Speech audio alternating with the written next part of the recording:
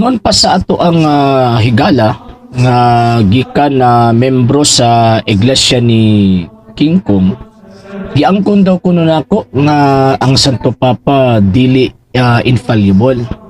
Ang problema magud ani nga ato ang higala, mga higala ug mga igsuon tungod kay kini nga tong higala nga membro sa iglesia ni King Kong sigig sulod sa pagtuo or pagtulunan sa iglesia Katolika nga tawag anang di kasabot nga di man kasabot kay wala man siya gitawag og pagtuo. So ang iyang giingon nga ni angkon ko nga ang Santo Papa dili infallible, nihatag din sa conclusion nga as a whole. Pero mga higalag mga igsuon, kita nga mga Katoliko kabalo man taog asa dapit infallible ang Santo Papa ug dili infallible ang Santo Papa. So, kining maong dogma sa infallibility, mga higalag mga igsuon, nagsukad ni sa diyang niingon si Kristo nga, I will give you the keys of the kingdom of heaven. Whatsoever you shall bind on earth shall be bound in heaven. Whatsoever you loose on earth will be loosed in heaven. Nga naman, tungod kay gitagaan niyang assurance nga kining maong simbahan kung iglesia, nga gitukod niya, gitukod sa manluluwas, mismo, magkatudlo gyud ni og kamatuuran. Nga naman, tungod kay, ingon pa ni San Pablo, 1 Timothy chapter 3, verse 15, ingon pa ni San Pablo nga ang simbahan sa Dios mao ang haligi o patukuranan sa tanang gitawag og kamatuoran. So kung walay assurance of infallibility kining maong simbahan ug ang nangulo ni ining maong simbahan na namahimong bakakon ang Kristo, nga bisag unsay imong itugot sa yuta, itugot sa langit, bisag unsay imong idili sa yuta, idili sa langit, ug mamahimong bakakon si San Pablo na niingon siya kining maong simbahan nga iya ni Kristo mo ni ang haligi og patukuranan sa tanang kamaturan. Subot ipasabot na ay gitugyanan si Kristo nga otoridad ug otoridad nga tao nga diin maoy mangulo ug maoy mamahimong responsable nga magdeklara og mga pagtulunan nga diin gituuhan ng daan nga iyang gitudlo. Ngano man kay dili man pwede nga ang Santo Papa magtudlo og mag-imbento og iyang kaugalingong pagtuo og pagtulunan. Pabataw ni gun si Ginoong Jesucristo diya sa balaang kasulatan sa Santa Escritura San Mateo 28:20 og tudloi sila sa tanan nga akong gisugo ninyo. Subuti pasabot ang pagtuo nga itudlo ni ining maong mga apostol nga ang mga sumusunod mga obispo o kining kang Pedro nga ang mga sumusunod mao ang Santo Papa katug yung subay gyud sa pagtulunan ni Ginoong gitawag og Jesucristo. Pero dili man sila dapat mabalaka kay ang Espiritu Santo kanunay man nag-uban ani nila San Juan 14:16 og 26. Pero tungod ni ining maong authority nga gihatag ni Kristo dito nila, ilaharang ling or ilaharan ni mapadayag or tawag ining mahimo kung ilahang i-invoke kining authority. Ngano man tungod kay kinahanglan nato kanang bulagon ba ang personal sa Santo Papa ug ang otoridad sa Santo Papa nga gihawiran. Ngano man bisa pag maoro ng Santo Papa ha, pero naay mga panahon nga manulti ang Papa dili gisubay dito sa otoridad nga iyahang gigunitan. For example, mo istorya siya nga kining private as a private theologian, mo istorya siya as a private person. Wala man niya gigamit ang iyahang gitawag og authority. So, buti pasabot ang tawag anang pagka-infallible, mamahimo lang nga mamahimo siya infallible kung i-invoke niya ang iyahang authority. Niya. So, asa dapit siya mamahimong ma-invoke niya ang kining gitawag og otoridad. So, muna pamati mo o mamati ta mga igsuon akong Katoliko kay kining ato mga higalang kining membro sa iglesyang gitukod sa anghel nga itom og pako. So kini sila mangilad ilabi nagmagkutlo sa librong Katoliko. Niya. Ano sa mamahitabo nga ang Santo Papa dili masayop? Mamahimo ba siyang di masayop sa tanang panahon? Dili. Naay portion o naay tawag anang kanabang tawag anang level ba or kining butang nga dito sa dili masayop. Yeah. Naa din sa the sources of the Catholic dogma 1839 ay ingon din ni, and so we adhering faithfully to the tradition received, the beginning of the Christian faith, to the glory of God our Savior, the elevation of the Catholic religion, and the salvation of Christian peoples, with the approbation of the Sacred Council, teach and explain that the dogma has been divinely revealed, that the Roman Pontiff, when he speaks ex cathedra, that is, when carrying out the duty of the pastor and teacher of all Christians in accord with the supreme apostolic authority, he explains a doctrine of faith or morals to be held by the universal church through the divine assistance promised him in Blessed Peter, operates with that infallibility with which the divine Redeemer wished that his church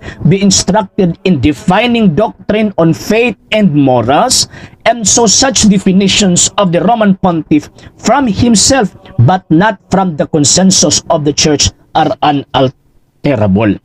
So buot ipasabot, sumala pa ni ining maong dokumento nga ang Roman Pontiff, ang Santo Papa, mamahimo lang nga dili siya masayop kung musulti, mamulong, mo explain, mo define siya og dogma ginamit ang Supreme Chair kanang ex cathedra. Pag-ingon og ex sa Latin is supreme, cathedra means chair, lingkuranan. So ang Santo Papa basta tawag anang mo declare na og dogma, mulingkod na sing lingkuranan pagkahuman iyang i-pronounce ang tawag ining teaching. So diha dili siya masayop. That is when carrying out of duty of the pastor and teacher of all Christians in accord with this supreme apostolic authority. So katong gihapon ni Kristo 16:19 katong I will give you the keys, mo na ning supreme apostolic authority. He explains a doctrine of faith and morals to be held by the universal church. So iyang i-pronounce, iyahang tawag anang itudlo nga kinahanglan ang tanang mga Kristiyanos, kinahanglan mudawat ini ang buti pasabot na asay intention to bind all Christians. Mahitungod ni anang maong pagtuo nga iyang gidefine. Ang unahuna magud aning mga higala nato nga mga membro sa Iglesia ni King kung pagmoingon og tawag anang define, imbento dili oy. Pag-ingon og define is reaffirmation sa pagtulunan og pagtuo nga gitudlo ng daan before pa siya niabot. So iyaha lang giri affirm. So kini nga otoridad gikan ni kang San Pedro. So ang requirements nga mamahimo siyang infallible, number 1, i-invoke niya ang iyang otoridad as tawag anang pastor and supreme teacher. Ikaduha, musulti siya ginamit ang iyang ex cathedra kanang iyahang magsilbi kanang extraordinary authority niya nga wala sa ubang mga obispo. Pwede man siya makadeclare og iyahang di siya mangutanas konsensus mga obispo or tawag anang mag-ask og konsensus sa mga obispo. Pwede. Basta ginamit ang iyang supreme chair. Ikatulo, kanang iyahang kagustuhan o katuyuan nga i-bind gapuson tanang tawag anang mga Kristiyanos para mudawat og mutuo ni ining maong pagtulunan nga gitudlo ng daan before pa siya niabot. Banda ikatulo, ikaapat, musulti og mamulong siya or i-define niya faith and morals. So kung mabuhat siya personally, mamulong siya tawag anang sa iyahang kaugalingon lang dili ginamit o wala sa manudlo og pagtuog moral, so wala siya kasiguruhan nga tawag anang masayop siya or wala kasiguruhan siyang matama pirmi.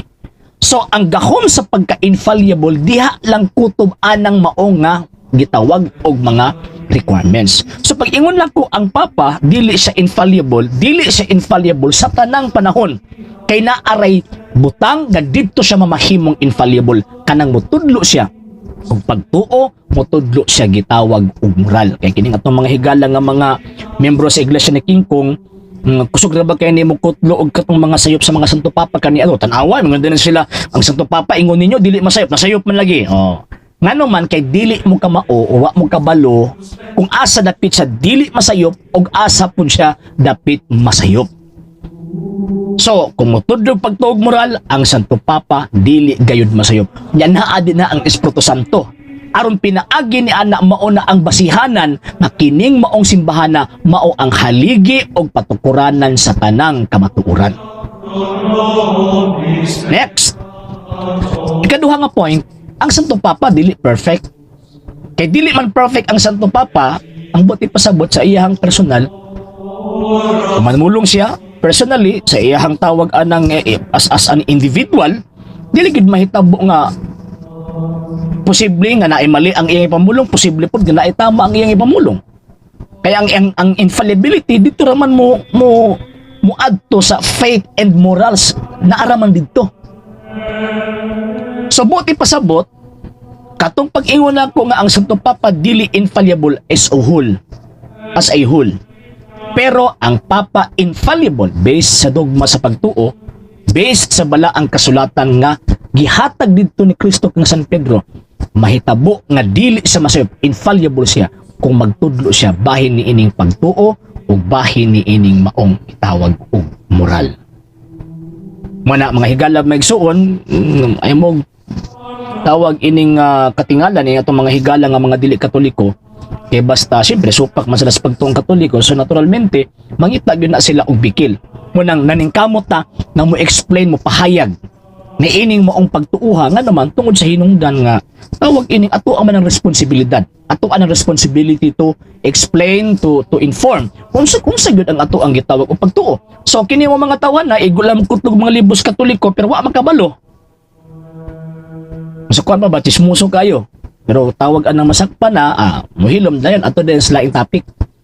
So next na po natong tubagon kato na pag isa na pagka-issue nga iyahang gilabay nato. Alang sa mga dugang videos and informations, just click like, subscribe, then click the notification bell for more updates.